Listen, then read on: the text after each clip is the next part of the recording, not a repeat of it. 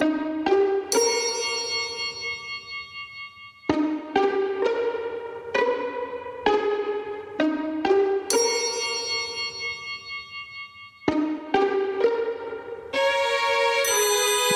everybody, to another episode of Mr. Mikhail's Manor of Mischief, Magic, and Mystery.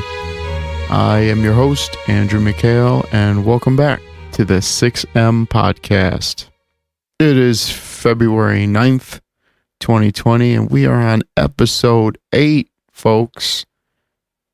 8 episodes. Well, 9 if you count the 0, which you're supposed to.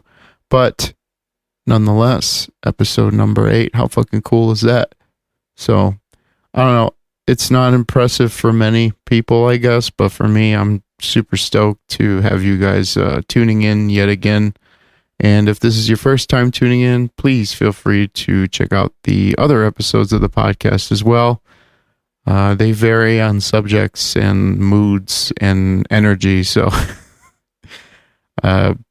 choose accordingly, I guess. But the last week for me has been pretty odd.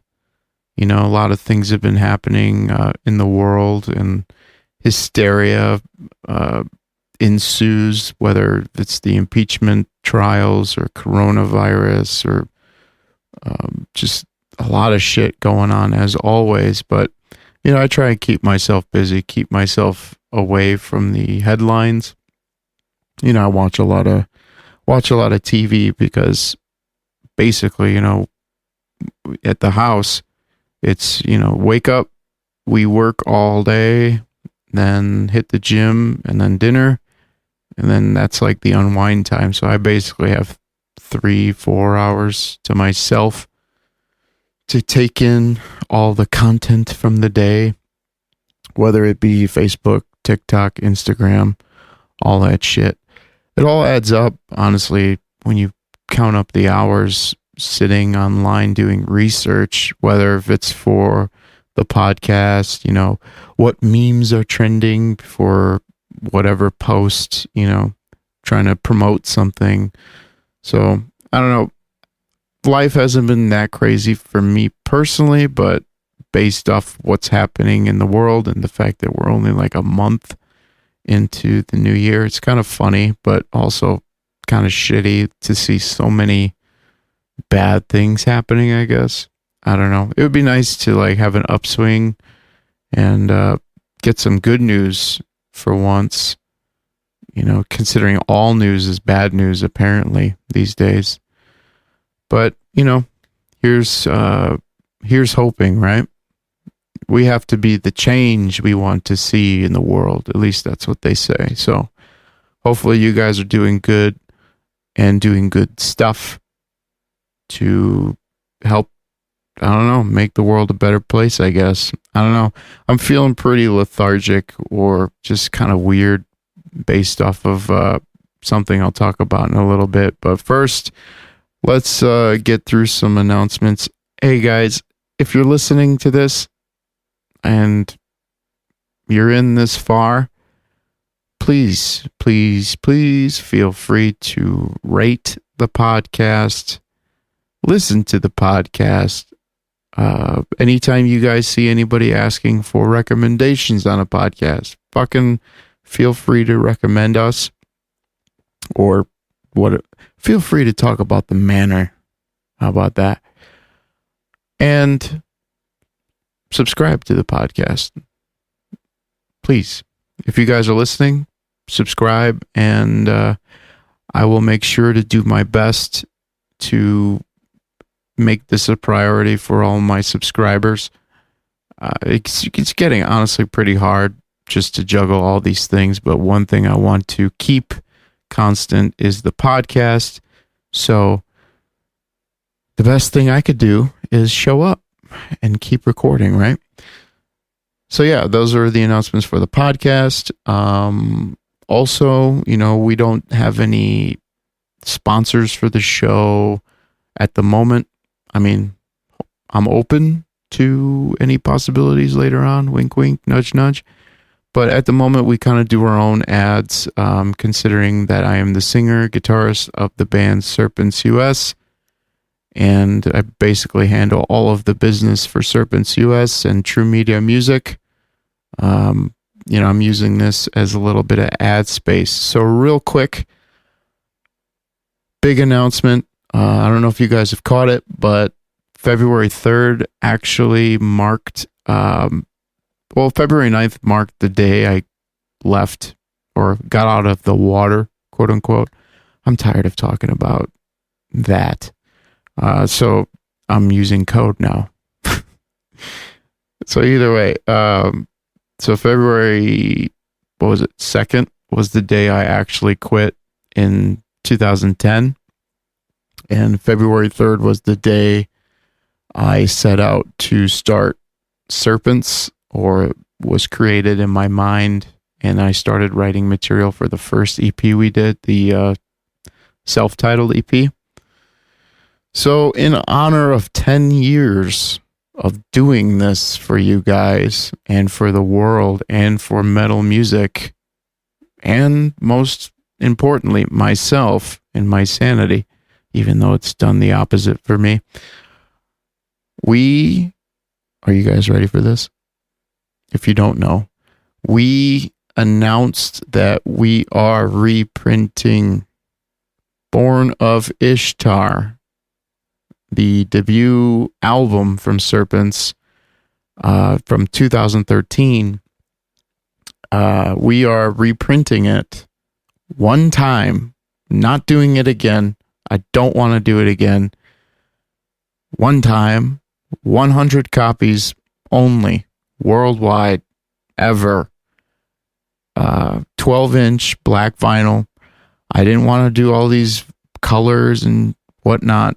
As much as I would love to, we're really hurting on merch and all that stuff. So I really just want to go classic with this one. If it sells, it sells. If it doesn't sell, I don't know what we're going to do for more merch and more releases. It's really starting to get a little bit desperate, not in the sense that, we're running out of ideas or anything. It's just the fact that we're really hurting every time that we put out something for you guys.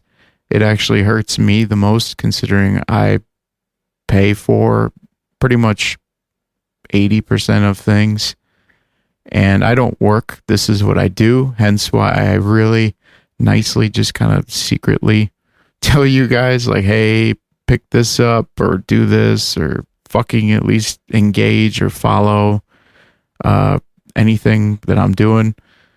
Just because, honestly, even the engagement, you guys liking or commenting something, that honestly, as stupid as it sounds, it goes a really long way in feeding, the Facebook algorithms and shit like that, or Instagram, or even YouTube. So it really hurts us to do any new merch, and any new merch is a huge risk, because we're not at the level right now like other bands where they could just release a beer or, fucking fanny packs, which we were going to do fanny packs in the winter, but, we really couldn't move a lot of units with the fucking long sleeves and the hoodies. And I'm ranting right now. I'm sorry, guys, but it's a really sensitive subject because artists are sensitive about their shit. I'm putting out all this creative stuff, tarot cards, fucking vinyls.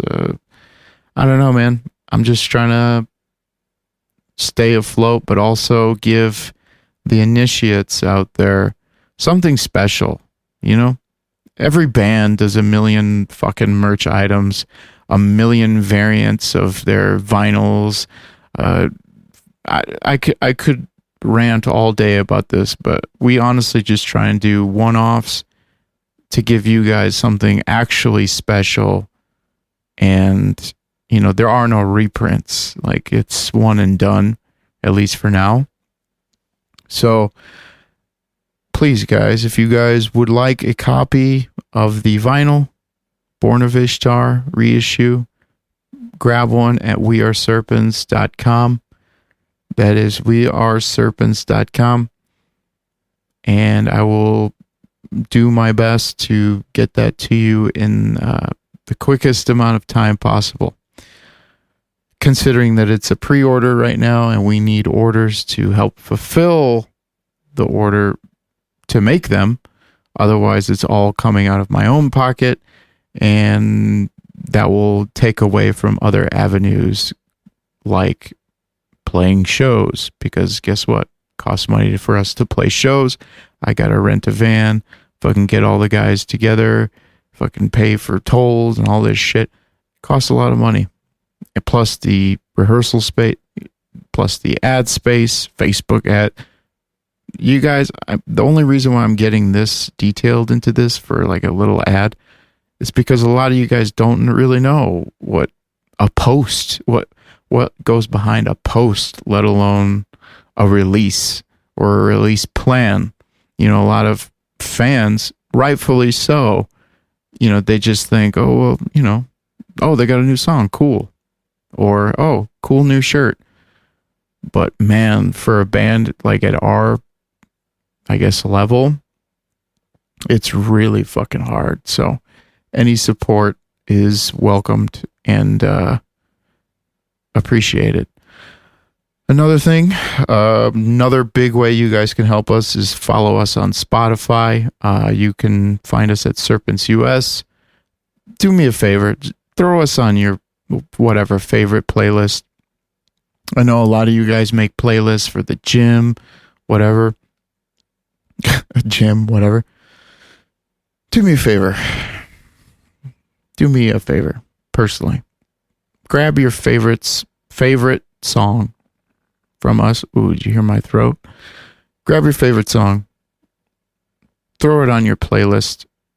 And when you're driving or at the gym or studying, whatever, listen to the song in its entirety. Cool? That's all I want. Follow us, listen to the music, and throw us on a playlist if you actually like us. If you don't, and if you're just listening to the podcast going, what the fuck is he talking about? If you like death metal, black metal, or deathcore, or symphonic music, or just want to hear this voice scream, check out Serpents US. Once you check it out, give us a follow on all the socials. And yeah, everything is appreciated. Another announcement real quick is that I was actually I had the privilege of being a guest on another podcast this week. It's called Nothing's for No One. It's ran by two, I would call them friends, wouldn't you, boys? Bill Fay and Jason Nitz. Bill Fay is from Something Is Waiting and WTF Customs. He builds really cool cabinets and cases and all this cool stuff. And Jason is the drummer of Warforged and a bunch of other really cool projects. And they have a really awesome podcast. And we actually spent, I don't know, like 2-3 hours last week. It might have been 2 hours recording this really, really awesome podcast that will be released this week. So not only if you guys want to check this podcast out, but I highly, highly, highly recommend our conversation that will be released this week. Check it out. Even if you don't like me, it's just a really cool take, or I don't know. It's be a fly on the wall, pretty much. Like we're all talking business, we're talking life, we're talking pop culture, we're talking opinions. It's really fucking cool, and I cannot wait for you guys to hear it. So check out Nothing's for No One on all places podcasts are released. Cool? Cool. Last but not least, links, weareserpents.com, weareserpents.bandcamp.com. That is for CDs, merch, and the vinyl pre-order. Facebook, We Are Serpents. Instagram, Serpents Metal. Twitter, We Are Serpents. YouTube, I think it's We Are Serpents. Follow us on all forms and stay tuned for more. I don't know. Something might be coming, or many things might be coming, or nothing at all. Such is life, my friends. Now, speaking about life, we're going to get into the podcast now, finally. I have a quote that I would like to start this episode with, and I'll explain a little bit later why. And the quote reads as this: "What we have done for ourselves alone dies with us. What we have done for others and the world remains and is immortal." And that is a quote by Albert Pike.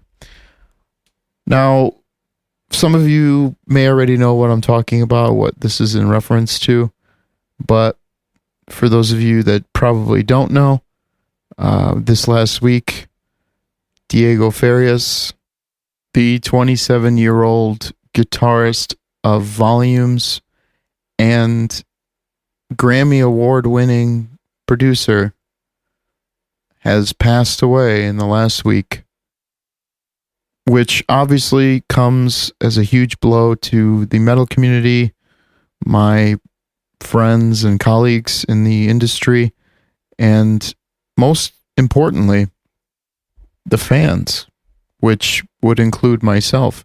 Now, I did not know Diego. Obviously, our circles were a bit overlapping, being that both of us have been stomping around the same scene for pretty much over a decade. And unfortunately, we never met. But I mourn his death just the same as many of my friends who are hurting right now about this ordeal. Now, at the time of this podcast, there is no real reason or cause of death. And, you know, I've been trying to respect a lot of people's privacy in their time of grief. I'm in no place to be, asking questions or, kicking up any old wounds. But as a fan, I'm saddened. Diego's music, or Volume's music as a whole, honestly has got me through a lot of shitty times, and that's kind of why I kept a distance. It sucks looking in retrospect, because not only with Diego, but I've met a lot of some of my favorite artists. I know I'm all over the place with words right now, but a lot of the times I withhold myself or keep a distance just because, I don't want any bad interaction with anyone, or, anyone talking into anyone's ear about me. And, I love the music so much that I would rather just not put myself in that position and keep myself a fan. Like a perfect example, not saying any of these stories relate to Diego, but, when I met Danzig, I kept myself at a distance. I'm sitting there side stage at a Danzig show, and everyone asked me after, like, why didn't you say anything to him? I was like, I heard stories, and I love Danzig's music so much that I don't want to tarnish it. And I've been next to him like a few times now, and still have just kept to myself. And if he said anything or talked to me, which he probably wouldn't, but literally standing next to each other, like you would expect, like, hey, what's up? Or, hey, you enjoying the show, or anything like that. But, I'm that kind of person. Like, the music is more important to me than, risking it. Risking having a sour taste in my mouth, with meeting him. Now, with Diego, that wasn't the case. I just know that, he had certain friends that probably didn't, think of much of me. So I really didn't want them talking in his ear, saying I'm a horrible person or anything, because as you guys know, and you will find out over time, that's not me. I've always had names and monikers given to me, and I don't have the energy or the care to combat them. So I don't know.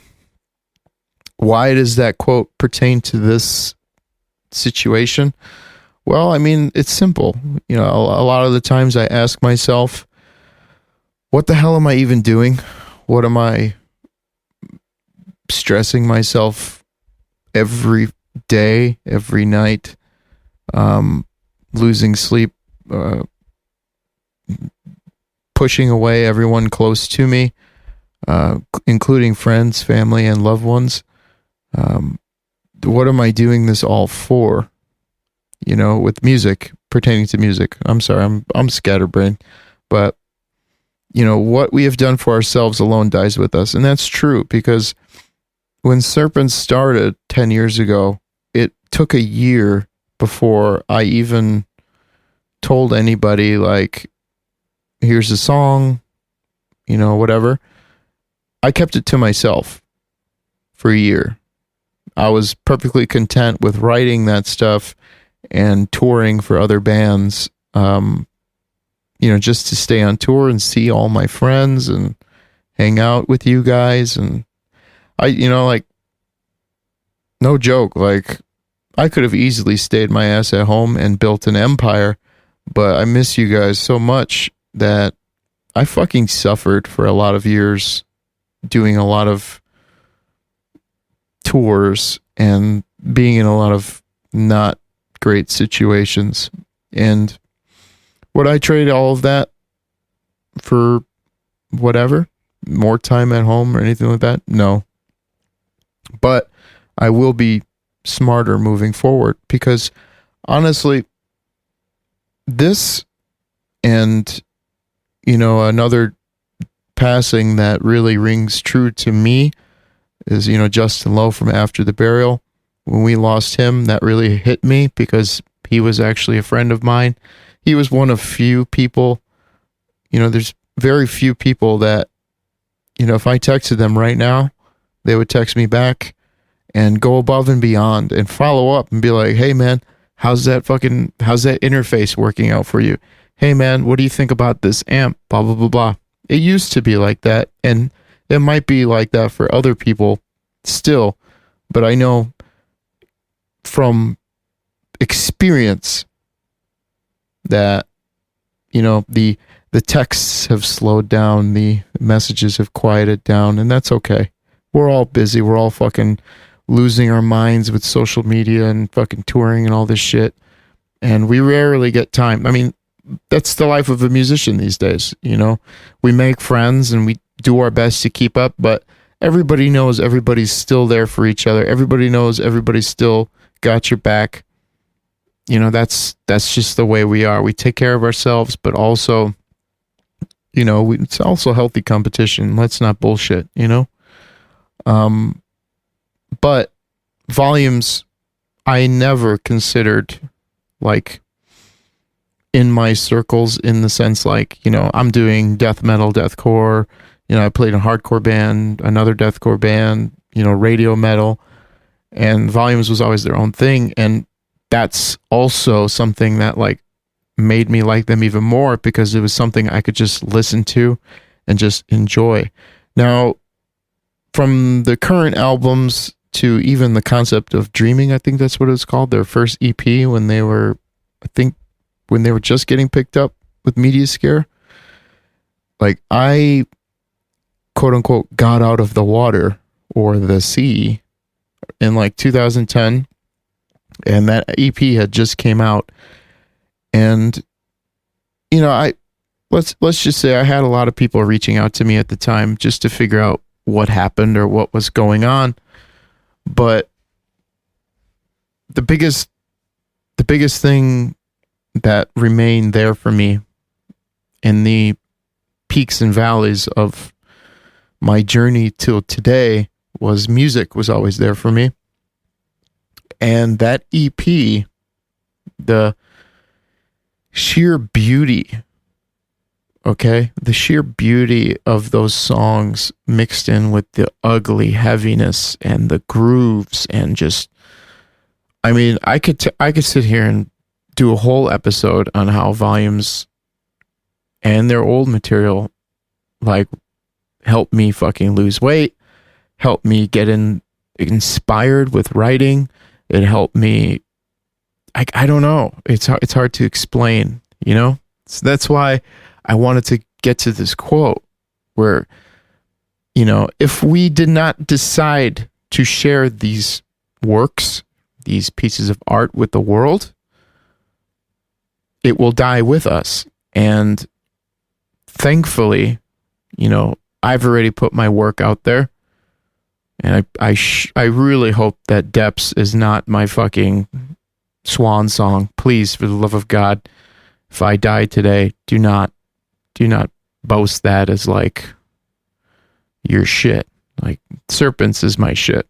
Sorry to say it, but I've outgrown, you know, what I've done in the past, and seems like everyone else has. That's how it goes. But Serpents is my baby, and you know, it took me a year to share it with the world. And, you know, my friend, my closest friend, the Pied Piper of Crete himself, Al Slager, was actually one of the people to convince me that the world needs to hear this stuff, these songs. That first Serpents EP, the self-titled one. And I mean, you might even remember there's some melodic parts on that EP too. Just saying. Influence, maybe. But it's what we have done for others in the world remains and is immortal. So not only do I write songs and put them out, I have this podcast. Now, am I changing the world with this podcast? I don't know. Maybe some of you are listening to this podcast and this episode or episodes before, and you're thinking, oh, I never thought of that, or what is Luciferian, or what is this, and blah, blah, blah, blah. Maybe that changes the world one person at a time, one listen at a time. That's why I do it. That's why I write songs. You know, I could easily just put out instrumentals and whatever, but I choose to write lyrics that I think that would be considered immortal. And it's for others. If you read any Serpents lyric, it's a contrast story. It's giving you two options, or it's telling you a story and has two options of which way you can think about it. That is up to you. That is the Serpent. That is the great liberator, the educator of man. I give you a choice. Now, Volumes, obviously different story, but his work, which he's 27. We've been doing it for how long? So he was what? Teenager? You know, just like me. You know, Justin, you know, Justin was around our age as well. You know, may he rest in peace. But it's sad. It's sad to see such talent. And I know some of you guys might be like, okay already, but I don't know, man. It's like having a colleague at work die. Like you start thinking like, man, what am I doing? Or, you know, that could be me, or whatever you're thinking. But do I have any thoughts about the situation? No, I do not have any thoughts about that. Do I know what's going on? No, I don't know what's going on.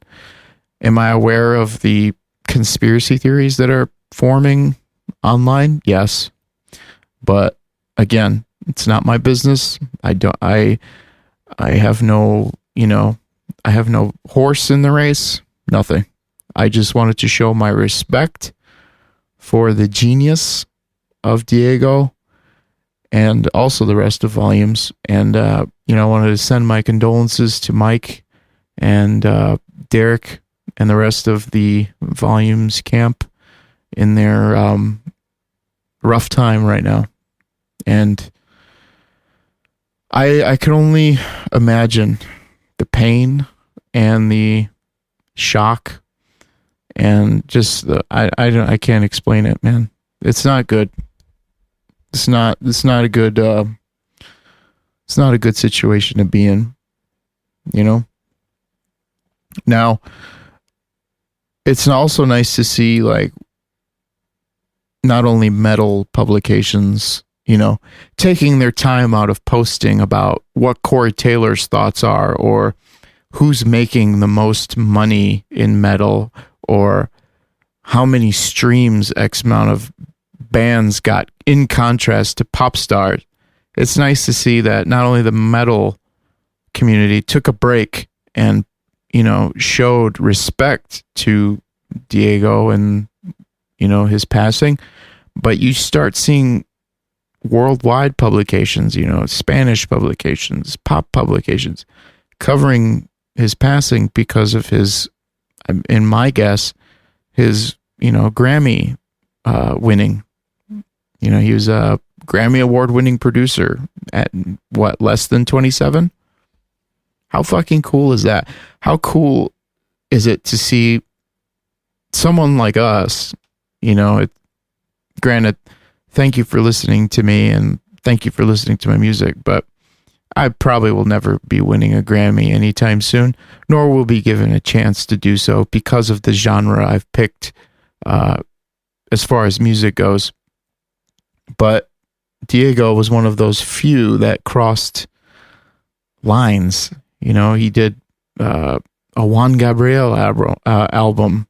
He did a bunch of other stuff with, like, I think it was Jake Paul and stuff like that. That's like shit like a producer dreams about, especially like a metal producer, getting to flex your muscle, so to speak, and do something different. I don't know. That alone not only earned my respect, which, again, who cares, right? But it earned the world's respect. And I think that's just so fucking cool. And honestly, that what a life to have lived. Granted, it was short, but man, like, Volumes, they're always doing records, they're always on tour. Dude was always doing something, and that is a life I strive to live. Whether to the band, podcast, whatever. So I just wanted to show my respect and pay a sort of tribute, to Diego and the Volumes camp in this trying time. But speaking of the Grammys, I know we covered the Grammys on the last episode a bit, but something has really been whirring around in my mind. It was the part at the Grammys. I don't think it was the Grammys, but it was the Recording Academies, like luncheon. It looked like, I don't know what it was, but Sean Combs, Diddy, Sean Love Combs, P. Diddy, Puff Daddy, how many names? I don't know. Mr. Ciroc himself had a speech. Kind of looked like he was a bit unhinged, if you ask me. I don't know what that was about. But either way, he had a speech where he spoke about the artists needing to stick together and be a musical family. And why do you probably ask yourself why? What a bunch of fucking babies, right? Well, the thing that really rung true to me, and it kind of coincides with, Diego's passing, is that the pain that we go through to make an album, the time that we put to make an album, it's unheard of in any other industry. And granted, I understand, authors, they take a lot of time to write their books. I understand painters do, I get it. But rarely do I see authors, painters, whatever, and I could be mistaken. Actually, I'm going to edit myself right now. I do know of some authors over history that have been shunned and exiled and tortured and whatever for their beliefs or their works or whatever. I get it. Okay? Calm down. But I'm talking about this speech. So, he kind of rallies the crowd, which is all musicians, artists, producers. And he says, this is our only hope to continue. Now, what's our only hope? Well, if the industry recognizes the pain and the time it takes to make an album, then let's say, maybe, you ready for it? The mental health of an artist or musician or whatever would probably be a little bit better. Now, again, I do not know what happened to Diego or anything like that, but I do know that mental health for artists is a epidemic at the moment. A lot of us are very sick, including myself. I consider myself very sick. Not because of, any limitations or, well, shit, that's all I have are limitations, but any, industry, I guess, pressure. But a little sneak peek into the industry is, let's say, perfect example, I put out this vinyl. Industry always goes, okay, what's next? Well, we're going to do this with the vinyl. We're going to tour. Okay, so where's the next album? You ready? Do you guys have a new album? If not, I don't care. Well, we want to do this tour. Okay, you guys got a new album coming out? Any reason to tour? Maybe I just want to play. How about that?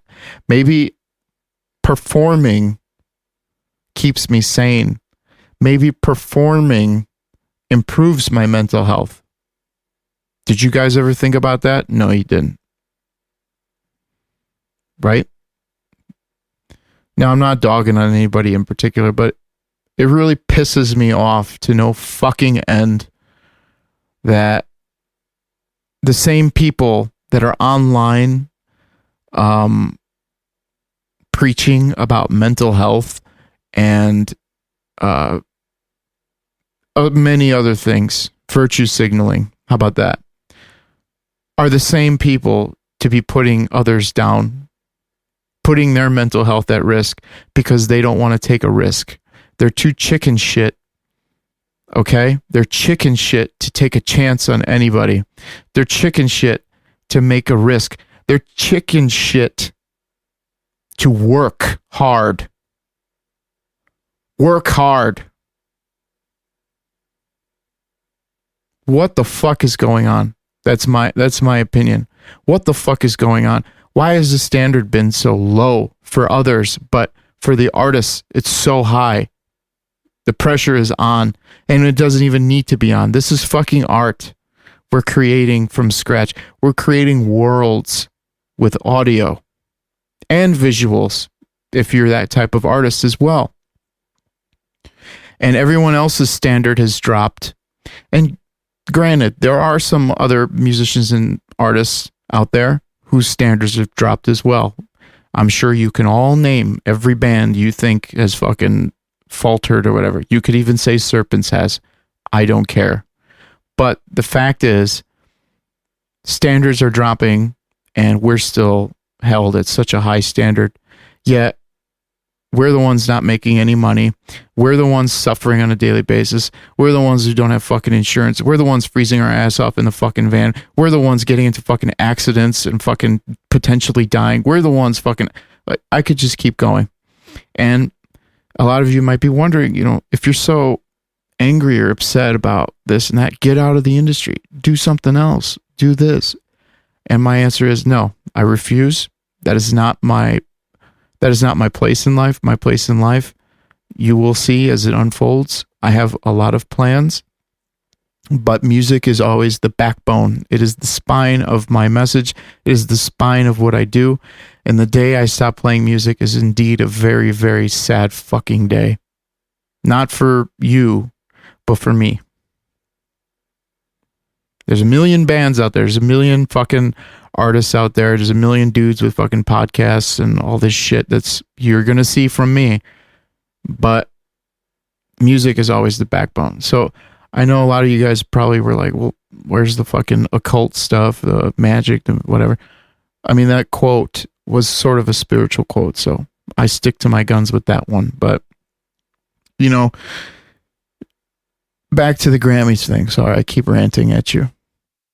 So Sean, in his rant, spoke about, hip hop is not respected with the Academy, even though, they boast they have control over society, what their kids are listening to, what they're wearing, all this stuff, and how they have to protect their own welfare because they have the power.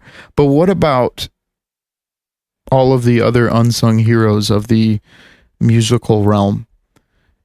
I appreciate the stance that he had took in his speech for hip hop, but I think that our community and all of the other unsung heroes of the music entity also need to speak up as well. I think we need to, at least speaking on our camp, we need to stop being chicken shit and demand our seat at the table. Is that too much to ask? Where's our fucking, where's our Sean Love Combs speaking up on our behalf? Instead, we just keep getting slighted and not televised nor recognized. And it's not just metal, it's other genres as well.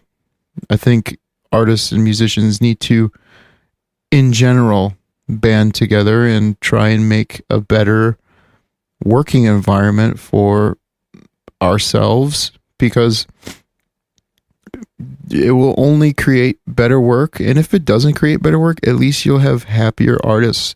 You'll have people that want to tour. You'll have people that want to go into their studio and, fucking work for 3 months at a time on a record, or even more. I don't know. But again, I know I'm kind of hammering on the Grammys, but one of the things he said was, you keep putting us down, and revenge work ends up being the best work, like the fuck you piece. Like, pretty much Serpents was my fuck you piece since day one, and still is, unfortunately. But honestly, I've never put out better work when not put in that position of being like, okay, motherfucker, I see you. All right, that last one didn't do it for you. I got some for your ass. And, thus another record is born, or EP, song, whatever. And that's one thing that I did connect with his speech, in the sense that, you guys, not you guys, but, those gatekeepers put us down, and we keep making better and better work that moves us as a community, and also the music bar, up and forward. It helps us move forward. It helps make a change. And unfortunately, that's what we need. There's a quote that says, all good art comes from suffering. But, we're living in a different time right now. Not everybody is equipped to suffer like that for their art. Maybe in the past, or you might stumble upon an artist like myself who willingly suffers. I mean, we all remember I moved to Michigan to method right for 2 years. You know, that's crazy. I get it. But, you know, I chose that path. I chose the mental illness because I'm not romanticizing it, but it literally is at the core of my being. You know, the illness, the sickness helps me write. And the way I get it out or exercise those demons. See, I know you guys were thinking exercise, but that too is by playing, by performing. And if you take away my right to perform, you know, based off of streams or fucking whatever Facebook likes, then you're putting me in a bad position. And then let's say I do something or someone like me does something irrational because they can't get that out of them. And we're talking a demon that, I say demon, but you guys know what I mean. We're talking about something that, like, you can't substitute it with. Like, you can't, I've tried, you can't substitute it with sex, drugs, anything else, food. I try, trust me. But you just can't. And I'm living proof, and I'm sure other people can speak on this. I would love to interview other artists who are of the same mind, but I'm living proof that I need both ends of the spectrum. Otherwise, I start to get sick. And would I wish that on someone else who's not equipped for that sort of lifestyle? No. They don't deserve that. That's not everybody's path. Everybody doesn't have to suffer, you know, to do what they want to do with their lives or do what they love to do with their lives.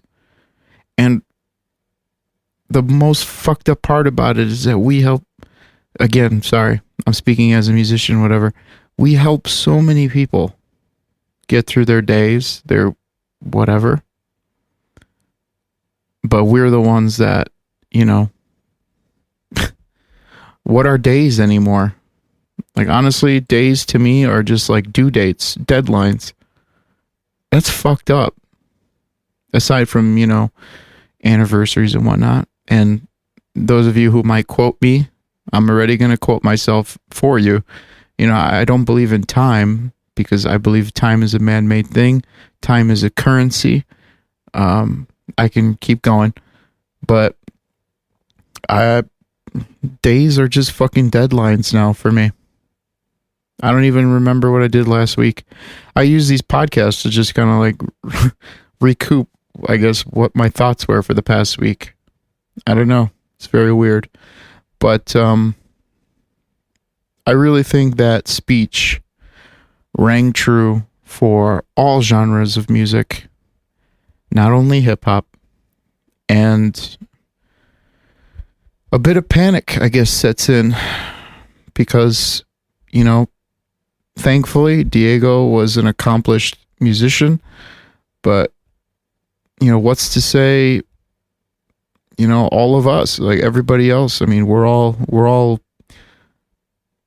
all got a due date. We all got an expiration date. And it would be nice to live a life and think that our blood, sweat, and tears would even count in the same industry we're working in.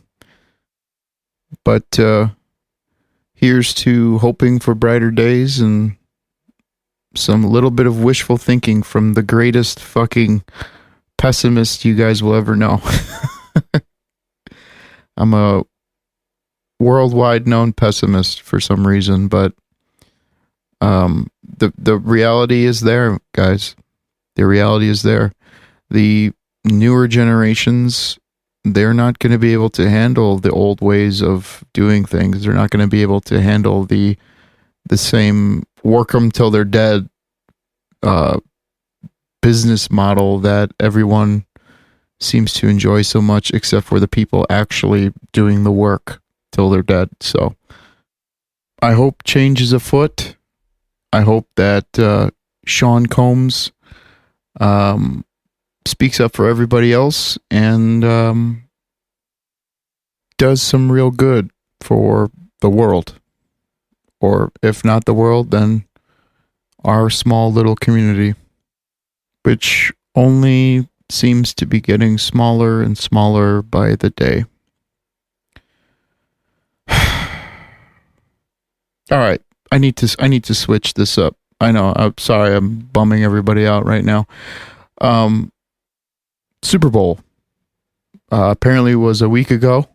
I think we missed it because the podcast was coming out before the Super Bowl or as the Super Bowl was happening. But one thing I did notice at the end of the day was the outcry of individuals on my timeline complaining about the hypersexualization and pornographic and occult imagery portrayed at the Shakira Jennifer Lopez performance. Now, I don't watch sports. I don't play sports. The only sports I did play was soccer and wrestling way back in the day, and also not that kind of wrestling, but the Greco-Roman wrestling. However, I did do the WWE type of wrestling or ECW type of wrestling back in the day with my friends, where we used to hit each other with ladders and all that good stuff growing up. I don't know how I can form a sentence, but with all the chairs I took to my head, but hey, we're here. Anyways, so with that being said, granted, there were some epic Super Bowl halftime shows in the past. Rock and roll, pop, rap, whatever. I really dug the Travis Scott performance. I like that SpongeBob intro they used. Obviously Prince, Michael Jackson, weird subject, but you know, Maroon 5, nah, I'm good with that. Lady Gaga, fucking awesome. I could go on. However, I was kind of struck, like, kind of hit me out of left field. I was like, wait, because I had no idea what was going on. I had no idea who was playing. I remember seeing like a petition for Metallica to do the Super Bowl, and I was like, that makes sense. And then I turned on whatever YouTube, and because obviously my curiosity struck, I was like, why is everybody so angry? And I was like, oh, Shakira, Jennifer Lopez, cool. And I watched it, and it just seemed like a normal performance with sexy, you know, not teeny bopper fucking women, like actual women, you know, good performers, good singers, whatever. They might have been backtracked. I don't care. Shakira still great performer, great singer. Jennifer Lopez, same thing. And yeah, I'm man enough to fucking admit that. Like that, I don't know why that's like taboo, but being a Middle Eastern man, like watching Shakira's performance was actually really awesome. And not only because, you know, there was some nods to Middle Eastern culture because she's like part Middle Eastern, but like it was really cool to see us represented like that on such like a national spectrum. And when I say us, I mean Middle Easterners. And so far, only representation has been like fucking news channels and everyone's screaming and fucking shooting in the streets and going, oh, death to America, death to America. It's like, you know, Super Bowl watchers probably aren't keen on watching anything Middle Eastern or ethnic at all, which was only proven correct when people were angry about like Jennifer Lopez's Puerto Rican like flag waving, the kids in cages and all this stuff. And I don't know, it hit me out of left field I was like, really? Shakira and Jennifer Lopez, like they couldn't get like a band and a rapper or like a a rapper and like a singer, or like a fucking singer, and I don't know, like it was just like, really, two like female pop singers? They usually mix it up, which is why I was kind of confused. But the outcry from people, way out of line, guys. Like, especially people were bitching about Shakira's belly dancing, saying it's hypersexual. It's like, yo, motherfucker, belly dancing is sexual in a sense, but only you are making it to be what that is. Like, it's not a strip show. Like, it's not a porno. It's a dance, ethnic dance. Hey, I don't know about you guys, but us Middle Easterners love sexuality. We love we live many delights, okay? We could talk about that in other podcast episodes. I'm a man of many delights, okay? And belly dancing is nothing I'm like, oh shit, I'm fucking rock hard now. No, it's sexy, but it's still elegant. It's beautiful. Watching someone dance like that is beautiful. It's all these fucking morons that are like, oh, it's the same morons that sit there and call fucking like, who would I say? Like Aerosmith satanic. You know what I mean? Or fucking whatever. I don't know. Lady Gaga fucking satanic. It's like, dude, get a fucking grip. It was a good show. It might have been backtracked, whatever, but it was still a great performance. And I don't know, man. I just think people need to lighten the fuck up. Like, seriously. Like, a lot of people were offended at the ethnic influence of the halftime show, but if you want to go tit for tat, I'm offended that you're offended. Like, what about my culture is offensive to you? Like, actual culture. You can sit there and say that we do this and we do this and we do this, but I know who I am. You know who I am. Don't talk to me like that. You know exactly what I mean. But I don't know, man. I just think people need to fucking relax. And that's partially what this podcast is, man. It's like, we're all just relaxing. You're listening to me talk. Maybe it's a different perspective for you. Maybe it's the same perspective. If it is the same, hey, dude or ma'am, let me know. Comment. Say, hey, I really like this point you made here.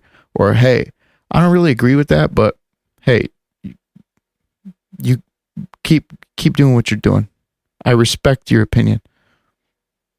You know? Hey. No, I'm just kidding. But I don't know.